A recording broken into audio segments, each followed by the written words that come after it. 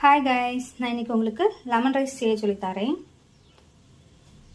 கொஞ்சமாக பூடு எடுத்திருக்கேன், ஒரு 5-6 பல் பூடு தோடு உடைச்சி எடுத்திருக்கேன். நீங்கள் தட்டி கூட போடலாம்.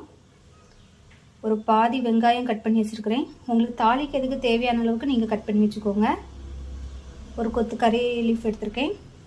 கொஞ்சமாக நிறக்கடலை எடுத்திருக்கேன். கொத்தமல்லி ஃபைனலாக தூவுதுக்கு எடுத்து வச்சுருக்கிறேன். பாதி லெமன், அதில் இருக்க கொட்டையெல்லாம் எடுத்து ரெடியாக வச்சுருக்கிறேன். 2 பச்சை மிளகா, 2 காஞ்ச மிளகா ரெடி பண்ணி வச்சுருக்கிறேன்.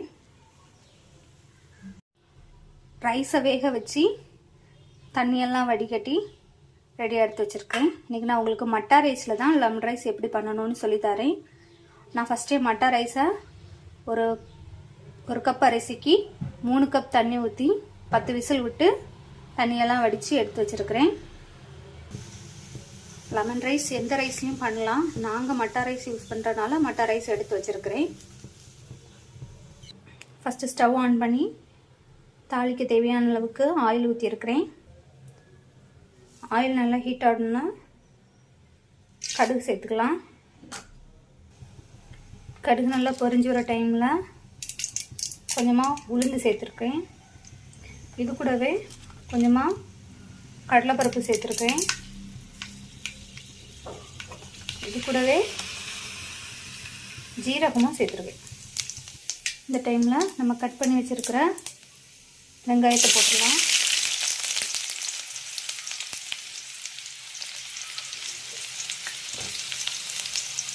இது கூடவே ஒரு கொத்து கருவேப்பிலையும் போட்டுடலாம்.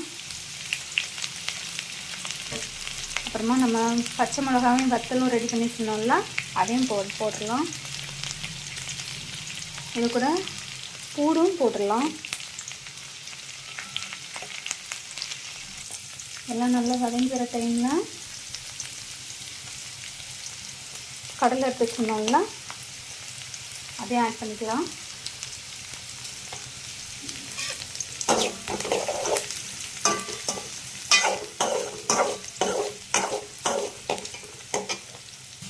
இந்த டைமில் கொஞ்சமாக மஞ்சள் தூள்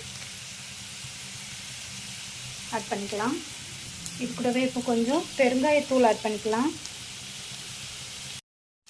1 ஸ்பூன் நல்ல மிளகும் ஜீரகமும் சேர்த்து அரைச்ச பொடி அதை ஆட் பண்ணிக்கலாம். இந்த டைம்லேயே நம்ம கட் பண்ணி வச்சுருந்தோம்ல ஹாஃப் லெமன், அதை நம்ம இதில் டைரெக்டாக சேர்க்கலாம். கொட்டையை எடுத்துடணும், கொட்டை விழுந்து அதை எடுத்துருங்க.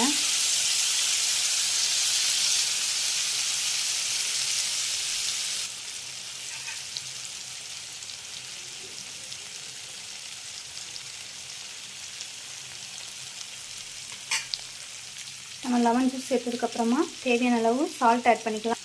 நான் ரைஸுக்கும் சேர்த்து சால்ட்டு இதில் ஆட் பண்ணுறேன். நான் ரைஸில் எந்த சால்ட்டும் ஆட் பண்ணலை. அவ்வளோதான், நம்ம இனி ரைஸ் ஆட் பண்ணிடலாம்.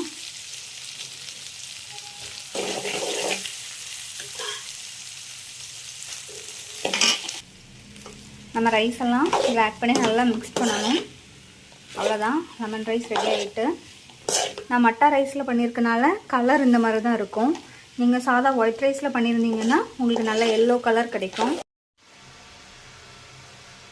ஃபைனலாக நம்ம கொத்தமல்லி தூவி அடுப்பு ஆஃப் பண்ணிடலாம். இது ஆப்ஷனல் தான். பாய் கைஸ், நீங்கள் வீட்டில் ட்ரை பண்ணிவிட்டு எப்படி இருக்குன்னு கமெண்ட் பண்ணுங்கள்.